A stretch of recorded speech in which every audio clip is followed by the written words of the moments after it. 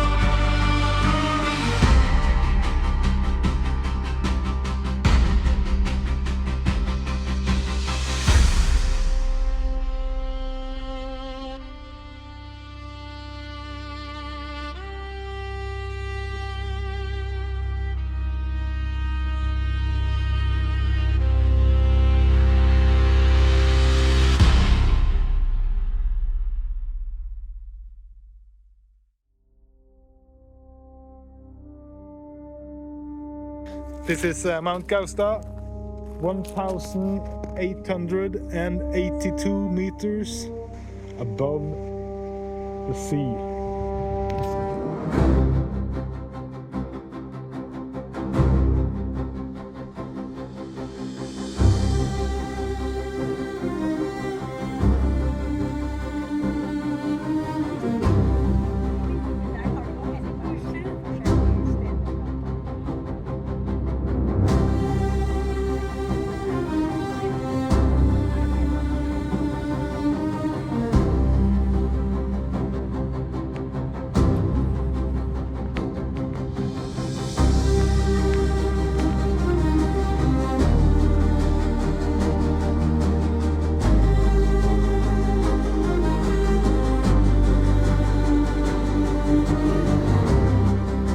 This is Soheim, also called the Opera.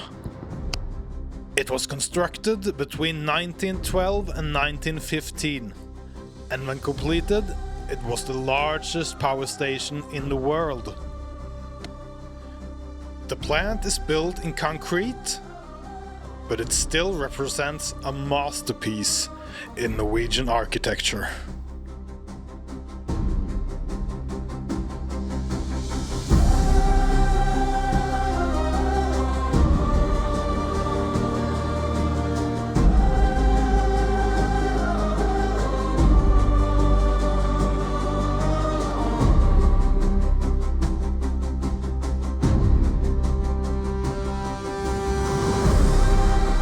This is a Pelton turbine. It is used for hydroelectric production if you have high pressure water sources. So the water goes in there, hits these bowls and turns the wheel around so you can make electricity. Rjukan is situated deep inside southern Norway, at the top of a river system that feeds from the Hardangervidda mountain range. Vemork was the first power station built at Rjukan. Today, it's a museum.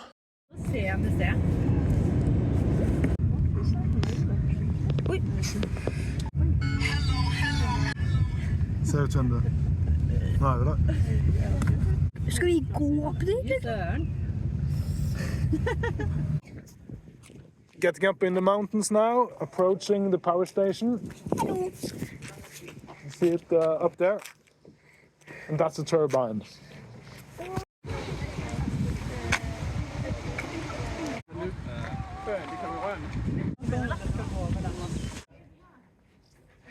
Now we have arrived at the power station, Vemork.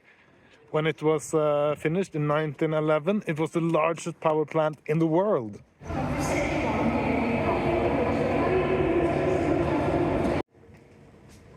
Look at the size of this hall. You can still smell the industry. It smells like oil.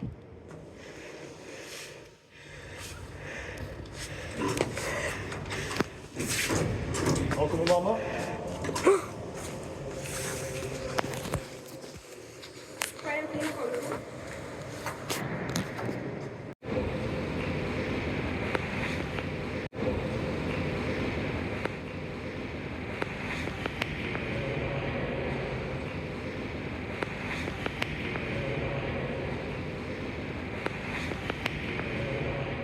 Each of the turbines has its own water line, being fed through huge pipes coming down from the mountain behind us.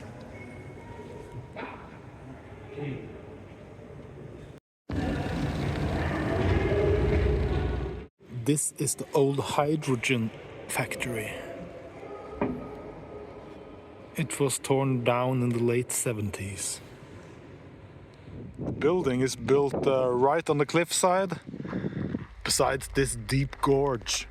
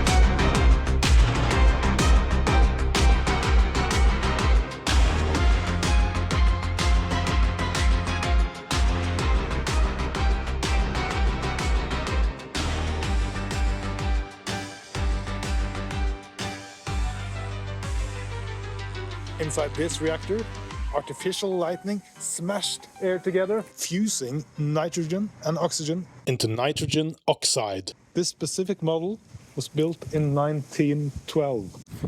It was called a lysbuovn and was made by Eyde and Birkeland. Eyde pushed for a long time to get this eligible for a Nobel Prize. but he never did. This process used a lot of energy, and it was not many years until the Germans actually found a better way. That was called the Haber-Bosch process. This ammonia synthesis furnace was used in the Haber-Bosch process. It was in use from 1929 and all the way up till 1989. That's a long time.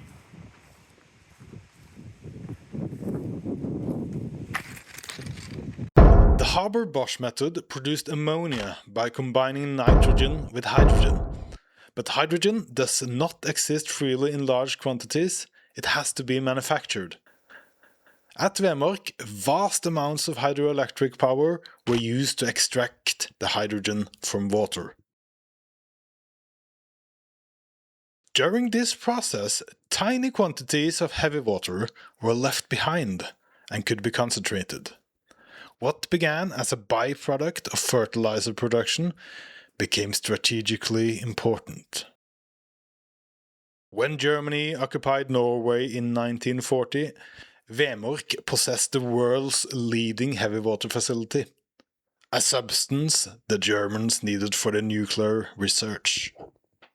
In addition to heavy water, the nitrate production was important to the German armament industry. Several bombing raids disrupted the factories in Rjukan, but they were quickly rebuilt. After the war, Rjukan remained an important industrial powerhouse. But this would not last forever. In the end, the whole nitrate industry was moved down to the coast. Sam Eyde took an unusually strong interest in the welfare of his workers. Unlike many hard industrialists at the time, he was willing to compromise in wage conflicts and give workers better pay. But his concern went beyond wages. He wanted the new industrial towns to avoid poverty, slums and misery often associated with early industrialization. Eyde believed workers should live in clean, well-planned communities with proper infrastructure, access to sport, outdoor life and decent housing. In a speech in 1914, Eyde argued that a modern employer had to study and improve workers' condition just as seriously as commercial and technical problems. In this sense, Eyde appears not only as an industrial builder, but as a modern employer who acknowledged the importance of worker welfare.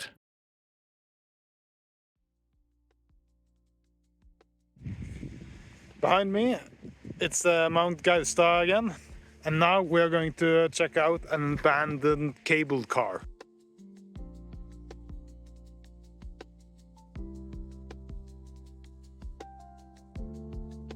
In Norwegian winters there's little sun, and in the city of Rjukan, down in the bottom of a deep valley, there was no sun. So the company Hydro built a cable car to transport its citizens up into the light on the top of a mountain. 1928. Let's see, yeah. Here we can see the blue car. That means the red one is up there.